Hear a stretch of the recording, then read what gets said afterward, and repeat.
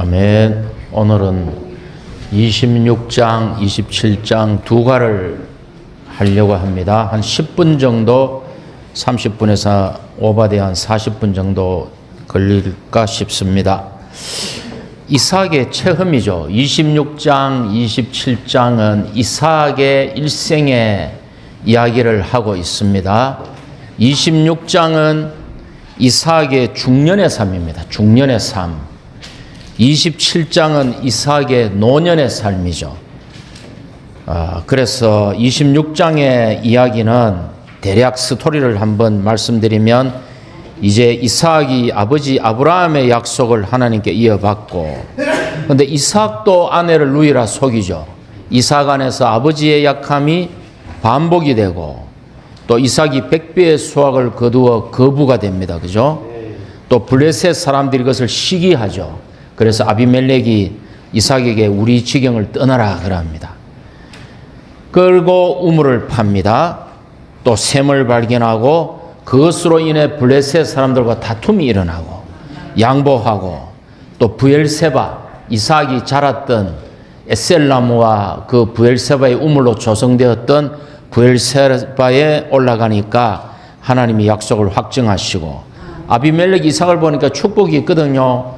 와서 우리가 서로 상호 불가침을 맺자. 와서 언약을 맺습니다. 그래서 26장의 내용은 이삭의 약함 안에서 하나님의 넘치는 은혜가 있었다는 그런 이야기죠. 그래서 이제 26장 1절로부터 한 6절까지를 보면 또 그 땅에, 이 약속의 땅에 기근이 일어났어요. 전에 아브라함 때도 그랬는데 또 기근이 일어났다고 되어 있습니다. 그러니까 그 해변가, 젖과 꿀이 흐르는 땅이지만 해변 쪽에 그 블레셋 사람들이 살고 있던 그 땅으로 내려갑니다. 하나님께서 말씀하시죠. 2절에 이집트로 내려가지 말고 이 땅에 머물러라. 이집트로 내려가면 어떻게 됩니까? 아브라함처럼 되겠죠. 아브라함 이집트에 내려가서 어떻게 했습니까? 아내를 루이라고 속였지 않습니까?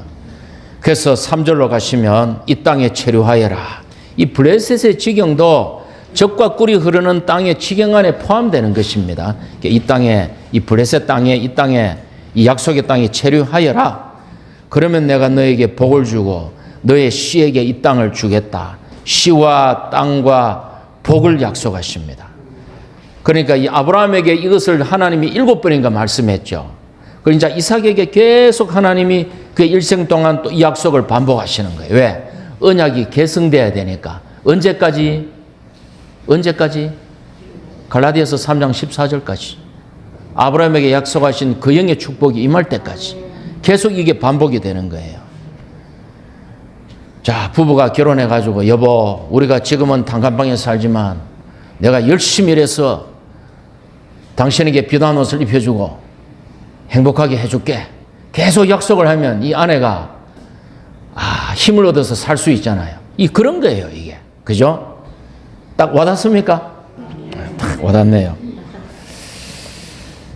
그래서 이제 계속 약속을 했으면, 그래서 6절로 갈게요. 6절에 보니까 그래서 이삭은 그랄에 거주하였다. 기근이 일어났지만 하나님의 말씀대로 이 땅에 체류할 때 3절에 너는 이 땅에 체류하여라. 땅은 만유를 포함한 그리스도 아닙니까? 뭡니까? 과정을 거치고 완결되신 그 영, 좋은 땅이신 만유를 포함한 그리스도 안에 머물러라. 그러면 밖에는 기근이지만 안에는 축복이, 속에는 축복이 있다. 자, 또 한번 질문을 드려봅니다. 밖은 잘 되는데 속에 기근이 있으면 어떻게 될까요? 안 좋죠? 연예인들이 부와 명성과 인기를 얻었는데 속에 기근이 있으니까 마약을 하고 자살을 하는 거예요.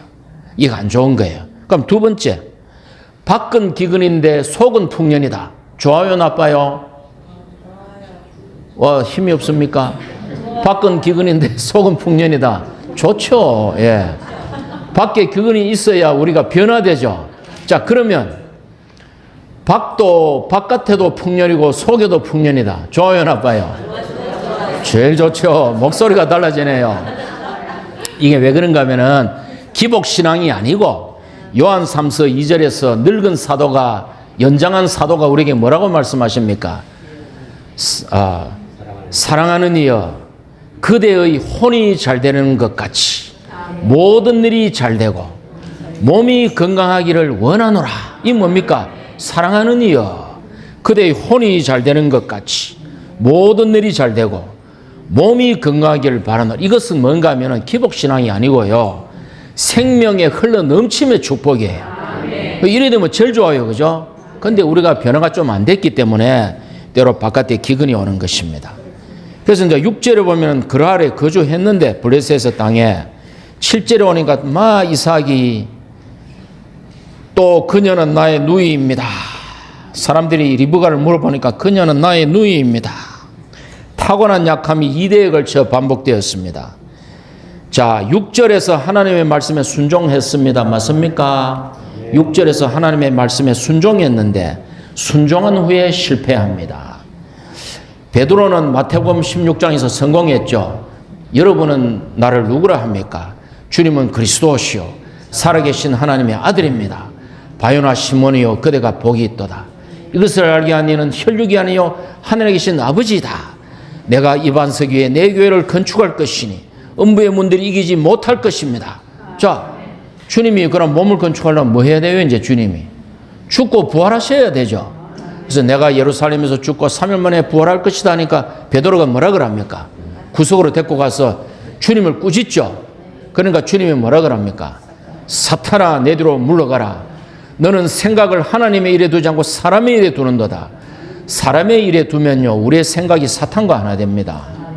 그 나쁜 게 아니에요, 사람의 일이. 근데 거기에 생각을 두면 그 선한 것이 하나님의 일을 망치고 그가 사탄의 화신이 될 수 있습니다. 베드로가 성공한 후에 실패했습니다. 사탄은 자신의 아름다움을 본 후에 교만해져서 실패했어요. 그러니까 사람도 실패하고 천사도 실패해요. 성공한 후에 실패합니다. 약간의 성공과 약간의 칭찬에도 교만하고 넘어지는 사람은 어떤 사람? 그릇이 작고 배움이 없는 사람이에요. 저는 옛날에 이제 제가 교육을 담당하다 보니까 학생들에게 칭찬을 해라. 어느 날 형제 자매들에게도 칭찬을 했어요. 제가 느꼈어요. 칭찬을 하면 안 되는구나. 그 한마디 칭찬의 무게를 감당하지 못해요. 이 교회 안에서는 함부로 칭찬도 해서는 안 되는구나. 그러니까 칭찬도 안 하고 유죄 판결도 안 해야 되겠죠. 다만 지체로서 우리가 귀히 여기고 목양하는 것입니다. 약간의 성공과 칭찬에 넘어지는 사람은 그릇이 작은 사람, 배움이 없는 사람입니다. 그래서는 안 되겠습니다. 자, 또 하나는 3절에서 주님이 뭐라 하셨어요? 3절에 보십시오. 너는 이 땅에 체류하여라. 그러면 함께 외쳐보십시오. 내가 너와 함께하며. 아멘. 됐습니다. 내가 너와 함께하며. 주님이 약속을 하셨는데 못 믿었죠. 그러니까 이것은 나의 아내입니다. 나의 누이입니다. 이랬습니다. 자, 이 사항을 가지고 제가 교회 안에 철저한 교통의 문제를 교통의 문제라는 주제에 대해서 말씀드리겠습니다.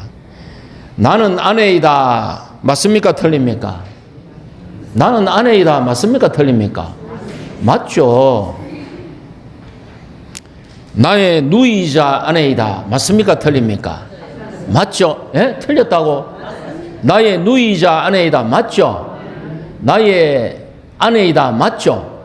그러면은 나의 누이이다. 맞습니까? 틀립니까? 블레셋 사람 앞에 나의 누이이다. 맞습니까? 틀립니까? 틀렸어요. 이거는요. 왜 틀렸는가 하면은 절반을 말하고 절반을 감추었잖아요. 동기를 아내라는 동기를 아내를 감추려는 동기 때문에 누이라고 말했잖아요. 이거는 틀린 거예요. 진실을 많은 교회 안에서 우리가 교통을 할 때 사실을 말하지만 동기를 감춥니다. 진실을 가장한 거짓이죠. 이것은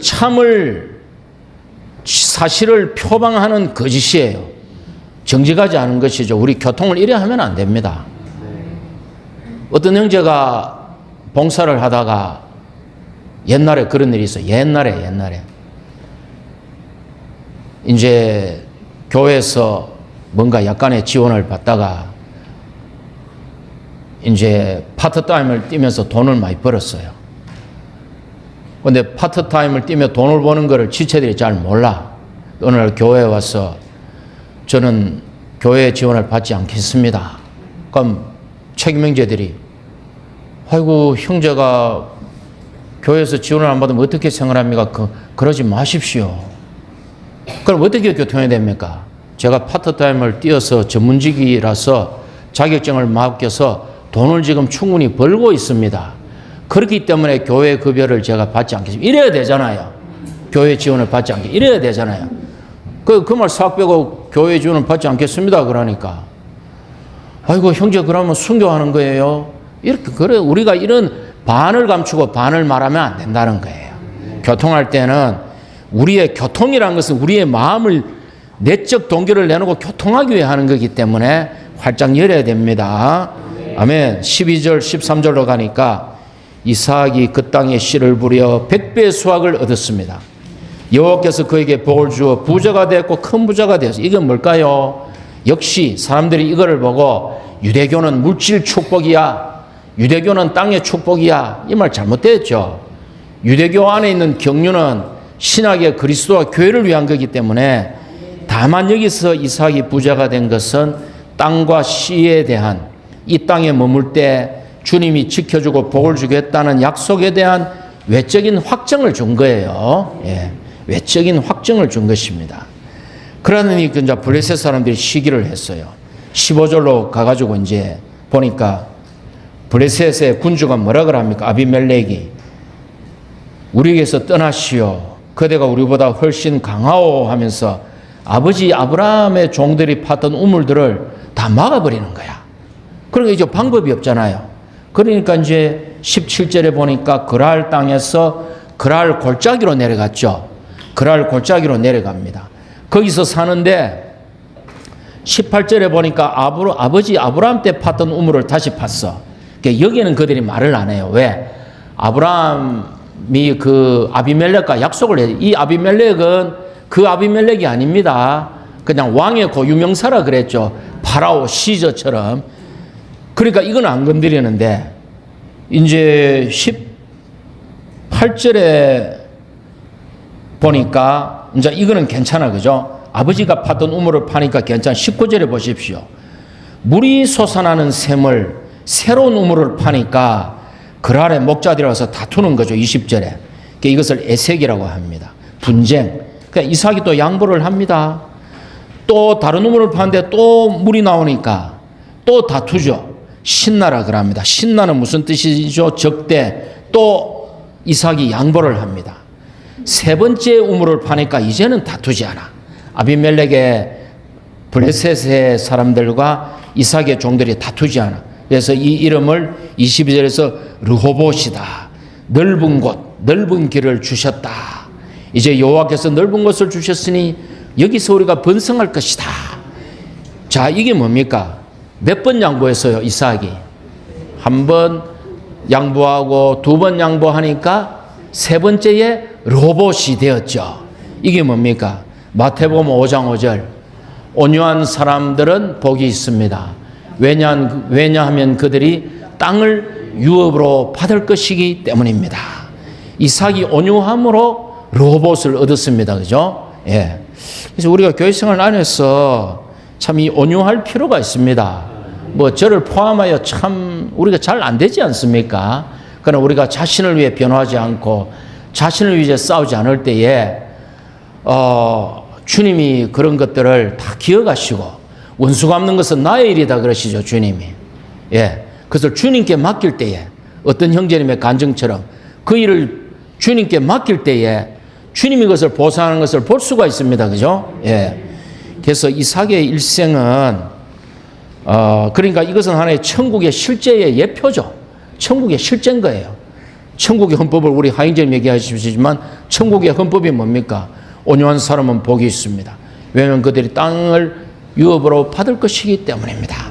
이 실제를 지금 이삭이 예표로서 보여주는 거예요. 그래서 이삭의 일생은 거룩한 수동성이라고 말할 수가 있습니다. 그럼 야곱의 일생은요, 거룩한 능동성이겠죠. 이삭은 그냥 이렇게 수동적인 것 같지만 그가 은혜 안에 머물므로 주님의 축복을 받는 것을 예표합니다. 야곱은 뭡니까? 분투하며 투정하며 돌격 앞으로 적극적으로, 제가 좋아하는 말인데 돌격 앞으로, 그러다 깨지고 징계 겪고 거룩한 능동성을 대표합니다. 두 방면이 다 필요하죠. 사람의 의지의 면에서는 우리가 뜻을 품고 전진해야 됩니다. 분투해야 됩니다. 눈을 쳐서 복종시켜야 됩니다. 그러나 주님 앞에서는 거룩한 수동성, 그분의 눈동자를 앙망하며 그분을 기다려야 되는 것이죠. 그죠? 예. 23절로 뛰겠습니다. 이제 여기에서 잘 됐는데 23절에 이삭이 그곳을 떠나 브엘세바로 올라갔다. 브엘세바가 어떤 곳이에요? 이삭이 자란 곳이죠. 그가 오랜 기간 아브라함이 머물 때에 에셀나무와 브엘세바의 우물로 이삭이 조성된 것이에요. 체험적이고 주관적인 생명수와 생명나무를 체험한 곳이죠. 그러니까 주님이 기쁘겠어요? 안 기쁘겠어요? 기쁩니다. 또 왜 기쁜지 아십니까? 이스라엘의 영토 제일 남단이 어디입니까? 나중에 그 영토를 얻었을 때 이스라엘 땅의 제일 남단이 브엘세바입니다. 이스라엘 영토의 제일 북단은 단이에요. 그 이스라엘 영토의 좋은 땅의 경계예요. 브엘세바는 지경을 넓히는 거죠. 자, 르호보암 때 북이스라엘과 남유다가 분열됐습니다. 여로보암이 다한과 요 경계 베델에, 다한과 베델에 이집트에서 버리고 나온 뭐를 세웠다? 금송아지를 세웠다. 그럼 왜? 이리 가면 민심이 뺏긴다 생각해가지고 경배해 주, 얘들아 여기 갈 필요 없어. 이게 하나님이야. 금송아지를 얼마나 악합니까? 다한과 베델에. 그래서 다한과 브엘세바 하면은 이스라엘의 약속의 땅의 경계입니다. 남단과 최북단이고요. 분열 왕국의 북이스라엘의 경계는 다한과 베델입니다. 이런 거 머릿속에 딱 정리해 놓으십시오. 정리해 놓으셨습니까? 아멘. 자, 그러면 이제 브엘세바로 그 주님이 기뻐하는 거죠. 기뻐하는.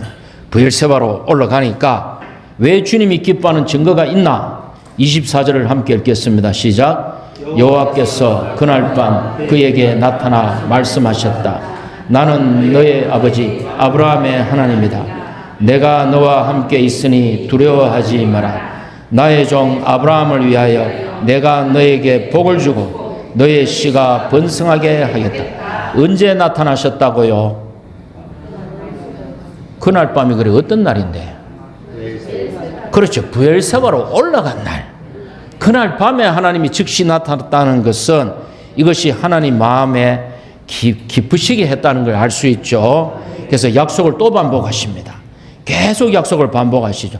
내가 너와 함께 있다 두려워 마라. 아브라함을 위하여 내가 너에게 복을 주고 너의 씨가 번성하게 하겠다 하니까 25절에 이삭이 25절도 함께 선포하겠습니다. 그곳에 제단을 쌓고 여호와의 이름을 불렀으며 그곳에 천막을 쳤다. 이삭의 종들은 그곳에서도 우물을 팠다. 즉시 하나님의 축복이 임하죠. 왜? 우물을 얻었잖아요. 즉시 그날 밤에 하나님이 말씀하시고 즉시 하나님의 은혜가 즉각적으로 임했습니다.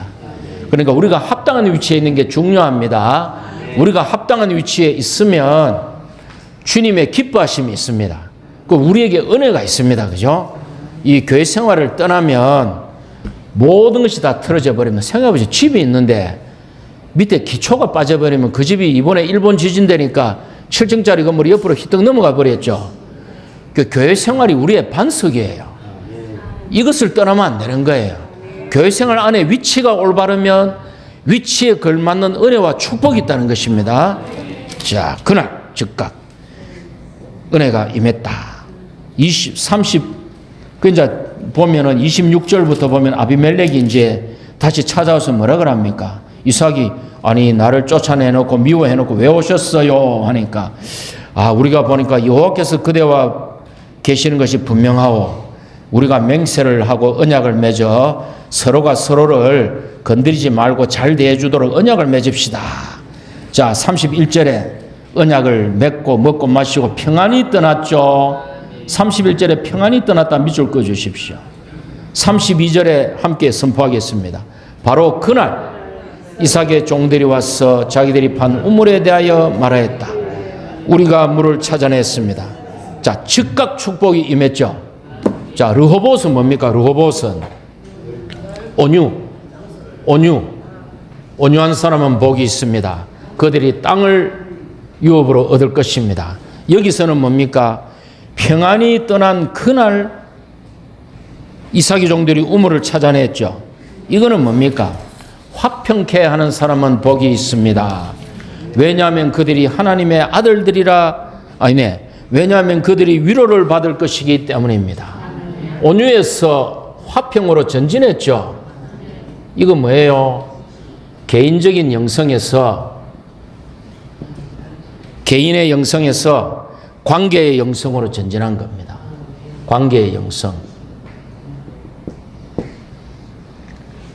교회 생활은 나만 잘 누리면 됩니까? 안 되죠. 형제 자매들 사이에 화평이 있어야 돼요. 형제 자매들 사이에 누구를 보더라도 그 형제 자매에 대해서 화평이 있어야 돼요. 근데 봉사를 하다 보면 화평이 없어. 봉사를 하다 보면 여기 한 방 터지고 저기 한 방 터지고 뭐 허벅지에 화살이 나가 퍽 박히고 이게 막 이런 것들이 우리가 봉사하는 형제들이 이런 것들이 빨리빨리 잊혀지고 용서되고 아물지 않으면 자꾸 파일이 쌓이면 봉사가 안 돼요. 이 말에서 상처가 나와요. 그 순간 교회를 손상시키기 시작합니다.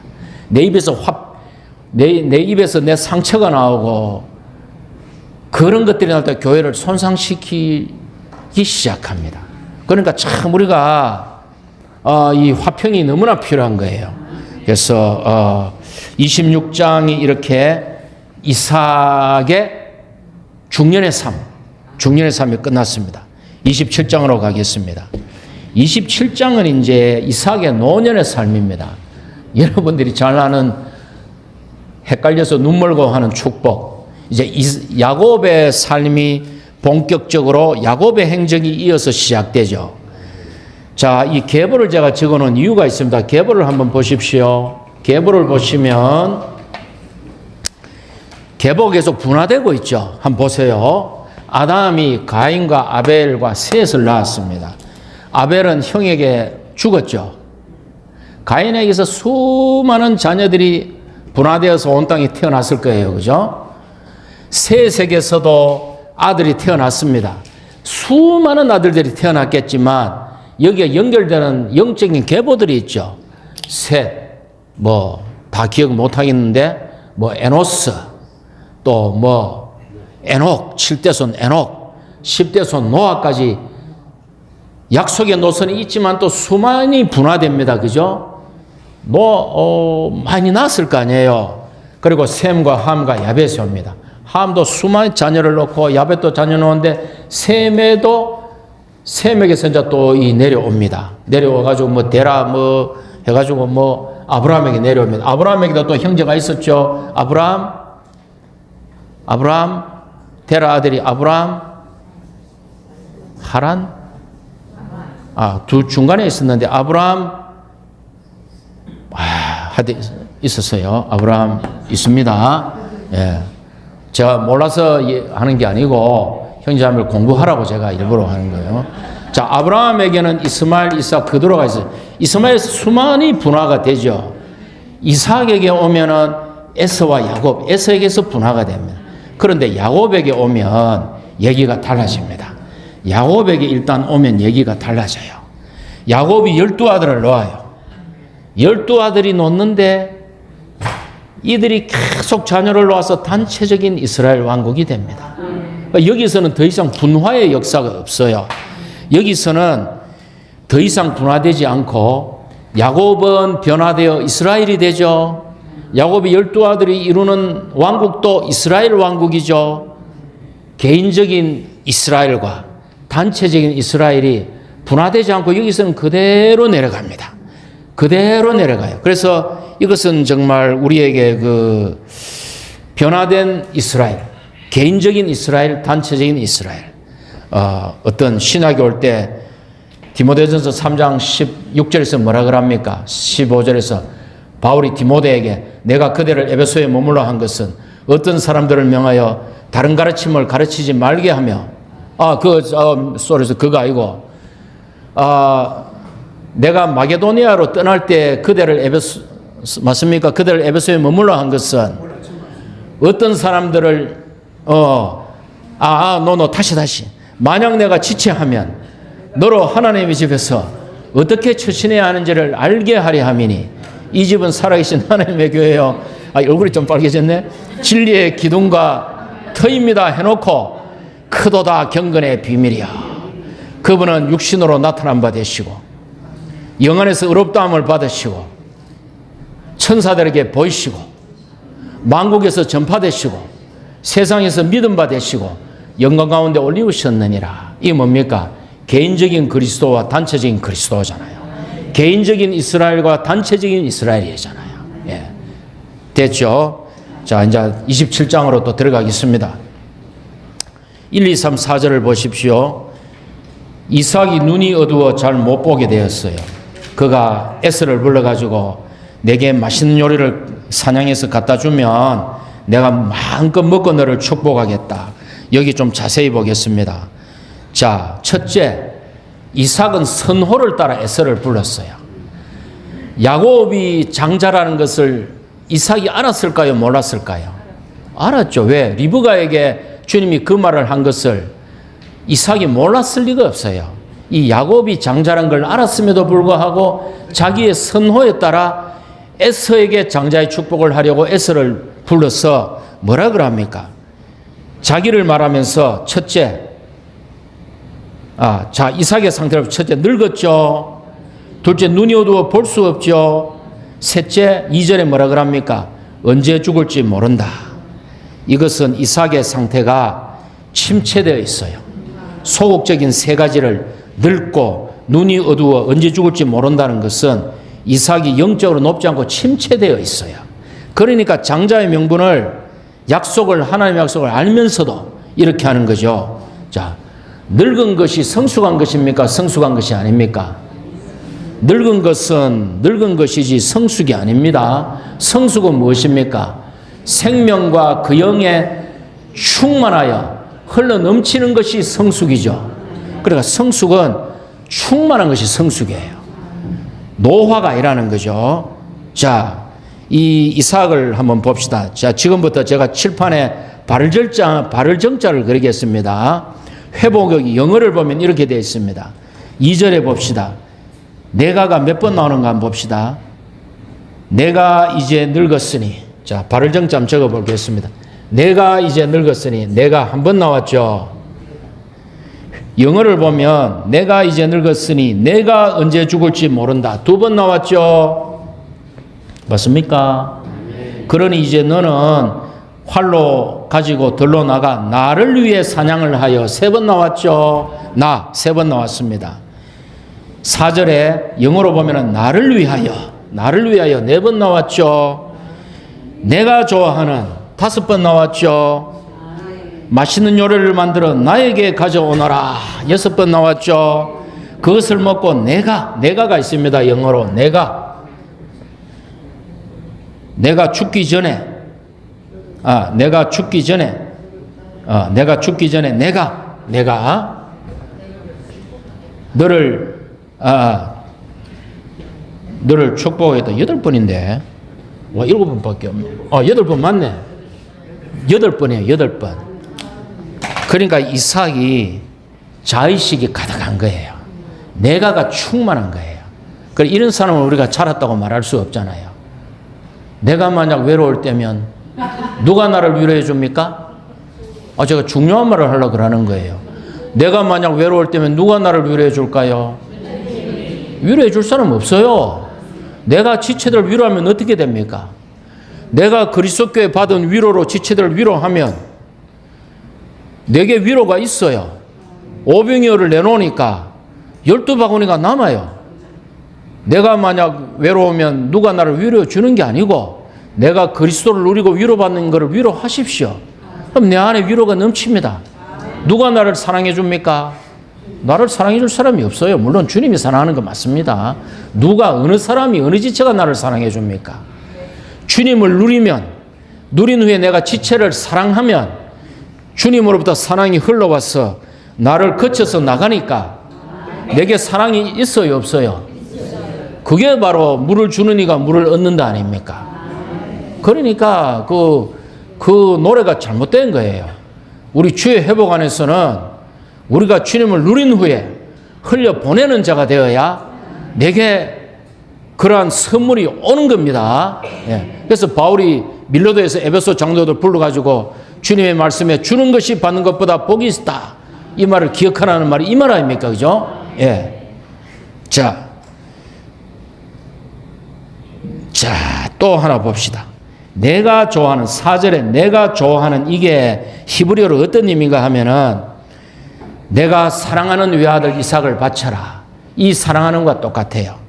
자식에 대한 부모의 사랑, 또 이삭이 리브가를 모친의 천막으로 들여 리브가를 사랑하였다. 남편이 아내를 사랑하는 이 사랑이에요. 나를 사랑하고 나의 계명을 지키는 자는 수천 대까지 자애를 베풀 것이다. 하나님을 사랑하는 사람이에요. 근데 이거를 내가 좋아하는, 이삭이 동격으로 나왔죠. 참, 이삭이 그러면 탐식가입니까? 탐식가가 아닙니까? 탐식가입니다. 이삭이 맛있는 요리를 좋아하는 정도가 아버지가 자녀를 사랑하고 남편이 아내를 사랑하고 하나님이, 우리가 하나님을 사랑하는 그것과 동격에 둔 거예요. 그러니까 이삭이 자랐어요? 안 자랐어요? 안 자랐어요. 그래서 우리가 보면은 늙은 제사장 엘리에게는 하나님의 임재가 없었습니다. 늙은 왕 솔로몬은 우상 숭배를 하였습니다. 늙은 신원자는 하나님의 사람이 여로보암에게 가서 베델의 제단에 대해서 예언을 한 사람을 거짓말로 죽게 만들었습니다.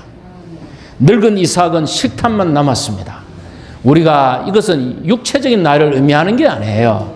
우리가 100살이 되든 200살이 되든 우리는 영적으로 늙어서는 안 되는 것입니다. 항상 우리는 늘 푸른 상록수처럼, 우리 아버지가 상록수처럼 늘 푸른 하나님이기 때문에 우리가 싱싱해야 되는 거죠. 됐습니까? 자, 그래서 이제 축복하다니까 에서가 가니까 이 리브가가 그 말을 들었습니다. 7절로 갑시다. 야곱을 불러가지고, 얘야, 내 말을 들어라. 내가 여호와 앞에서 너를 축복하겠다라고 하는 말을 들었다. 자, 여호와 앞에서란 말이 있습니까? 없습니까? 이삭의 말에게는. 4절과 7절을 비교해 보십시오. 내가 너를 축복하겠다 이랬죠. 근데 리브가는 뭐라 그럽니까? 내가, 아빠가 내가 여호와 앞에서 너를 축복하겠다 하는 말씀을 들었다. 리브가가 영적으로 좋아. 근데 8절에 리브가가 뭐라 그럽니까? 내가 시키는 대로 나의 말에 순종하여라 하면서 형 에서의 옷을 입혀가지고 음식을 만들어가지고 아버지를 속여서 장자의 축복을 가로채게 하죠. 이거 뭡니까? 리브가가 본 이상은 옳아요. 근데 리브가가 쓴 방법은 틀렸어요. 야곱은 그가 장자권을 갈망하는 그것은 옳았어요. 그런데 야곱은 형의 발뒤꿈치를 잡고 나왔죠. 그 방법은 틀렸어요. 예? 사라는 하나님의 약속이 그 씨를 낳는 것임을 알았지만 그 종 하갈을 선택해가지고 이스마엘을 낳게 했죠. 여기에 일어나는 것을 보면 다 이상한 옳은데 방법이 틀렸어요. 이상한 옳은데 방법이 틀려. 교회 생활은 이렇게 되면 안 됩니다. 이렇게 되면 교회가 어지러워지기 시작해요. 이상이 옳으면은 방법도 옳아야 돼요. 과정도 옳아야 돼요. 결과도 옳아야 돼요. 그래서 참 이거 굉장히 중요한 공과입니다. 봉사형제들 모여서 결정합니다. 결정하는 거 누가 원합니까? 카톡으로 안건 주고받고 결정은 5분 만에 끝나요. 그러나 그게 아니죠. 계속 주님 앞에 고려하고 이것이 교회 안에서 올바른 것인가? 이것이 우림과 둠밈으로 대표되는 성도들 가운데에서 주님이 보여주신, 성도들 가운데 보여주신 주님의 뜻인가? 내 안에 보여주신 주님의 뜻인가? 교통 가운데 확증이 있는가 수없이 고려합니다. 그리고 이 과정이 중요한 거예요. 예, 그래서 우리가 이상이 옳아야 될 뿐만 아니라 방법도 옳아야 된다. 아이고 시간이 너무 많이 갔네. 19절로 갑시다. 19절로.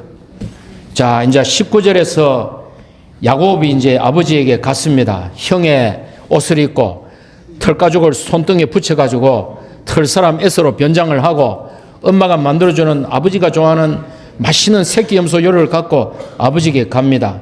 이제 야곱의 거짓말 3종 세트가 나옵니다. 자, 19절에 보십시오.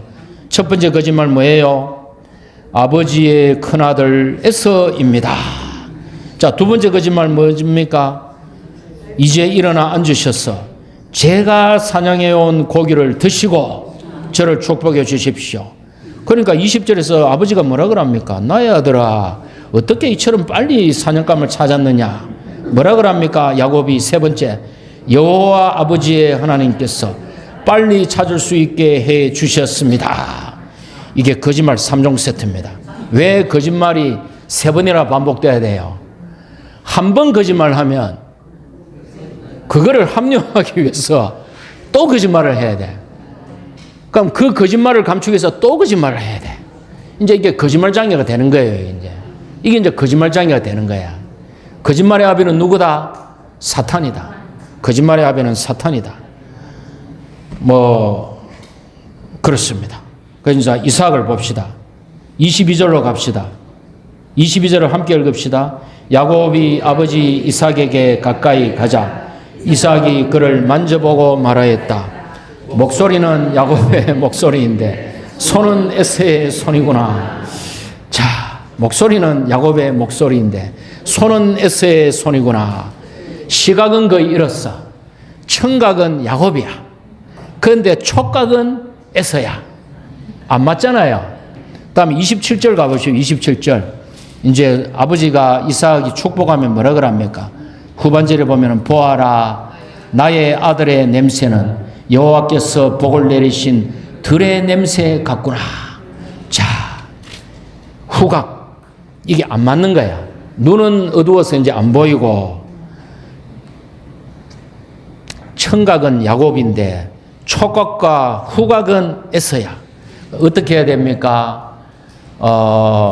영적 분별력이 우리가 보고 듣고 만져보고 냄새를 맡는 일에서 신중해야 됩니다.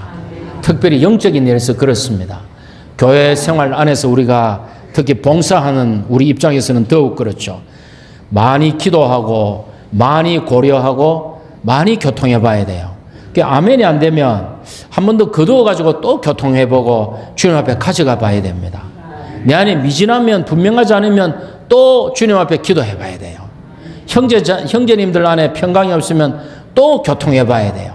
서두르면 항상 후유증이 생겨요. 서두르면 이상하게 꼭 후유증이 생기더라고. 그래서 서두르면 안 됩니다. 자, 그래서 이제 이삭은 결론적으로 뭐 너무 오늘 이삭을 제가 깠는데 그럼에도 불구하고 뭐 사실이죠. 이삭은 하나님의 복과 자신의 입맛을 혼합시켰고 신체적으로 영적으로 눈먼 채 축복했고 그다지 생명이 성숙하지 않았지만 그러나 믿음으로 축복했고 하나님이 그 축복을 존중하셨습니다. 그게 히브리서 11장 20절에 나오죠. 이삭은 믿음으로 장래의 일들에 관하여 야곱과 에서를 축복하였습니다. 이 스토리 다 아시죠? 늦게 이제 에서가 와가지고 아버지 저를 축복하십시오 하니까 아버지가 부들부들 떨면서 너는 누구며 앞전의 아이는 누구냐? 그러니까 이제 막 울면서 동생이 거짓말하여 복을 가로채었습니다 하면서 막 울면서 이제 36절에 가니까 뭐라 그럽니까? 에서가 그 녀석의 이름이 야곱인 것이 딱 맞지 않습니까? 그 녀석은 제 것을 2번이나 빼앗았습니다. 저번에는 팥죽 한 그릇에 제 장자권을 빼앗더니 장자권은 뭔가 법적이고 객관적이죠. 이번에는 제가 받을 복까지 빼앗았습니다. 복은 주관적이고 실질적이고 체험적인 것이죠. 두 개 막 법리적이고 유기적인 걸 다 빼들어간 거야. 그러니까 이제 에서가 뭐라 그럽니까? 그 41절에 가니까 이제 아버지 초상 치르면 내가 이놈을 요절을 내가 죽여버릴 거야 이러거든. 그러니까 이제 43절로 갑시다. 43절. 그러니 나의 아들아 이제 나의 말에 순종하여라. 이 리브가 좀 문제가 있죠. 나의 아들아 나의 말에 순종하여라 해가지고 축복을 가로채게 하고, 이제는 나의 말에 순종하여라 해가지고 내 친정으로 도망가서 형의 노가 풀릴 때까지 머물러라 이라죠. 자, 리브가가 틀렸습니까? 옳았습니까? 리브가가 옳아요? 틀려요? 왜 자신이 없어요? 리브가가 틀렸습니까? 맞습니까? 리브가가 틀렸어요. 리브가가 철저하게 틀렸습니다. 그러나 하나님은 뭡니까? 장자권을 귀히 여기는 자들에게 모든 것이 협력하여 선을 이루게 하시죠. 로마서 8장 28절. 하나님을 사랑하는 자, 곧 그분의 뜻대로 부르심을 받은 사람들에게는 모든 것이 협력하여 선을 이루게 하셨습니다. 그러니까 장자권을 귀히 여기는 자, 즉 신약에는 하나님을 사랑하고 그분의 목적을 따라 부름받은 사람에게는 모든 것이 협력하여 선을 이룹니다. 리브가는 틀렸지만 야곱이 이로 인해서 처갓집에 가가지고, 아니 처갓집이 아니네, 외갓집에 가가지고 4명의 아들과 4명의 아내를 얻어서 12아들들을 놓죠. 그들이 이스라엘 왕국이 되죠. 하나님은 실수하지 않는 하나예요. 리브가는 틀렸지만 하나님은 정확하신 분이죠. 그래서 우리가 이런 사실들 안에 올 때에 이삭의 약함을 보자는 의미가 아닙니다. 이삭의 약함 안에서 우리는 경계와 교훈을 얻어야 되고, 이 가운데 하나님께서 얼마나 그분의 뜻과 목적을 이루고 계신가를, 그분의 솜씨를 감상하는 것입니다. 오늘 26장, 27장을 하고 이제 다음 주, 그 다음 주는 겨울 훈련 집회가 있기 때문에 3주 후에 보도록 하겠습니다. 아멘.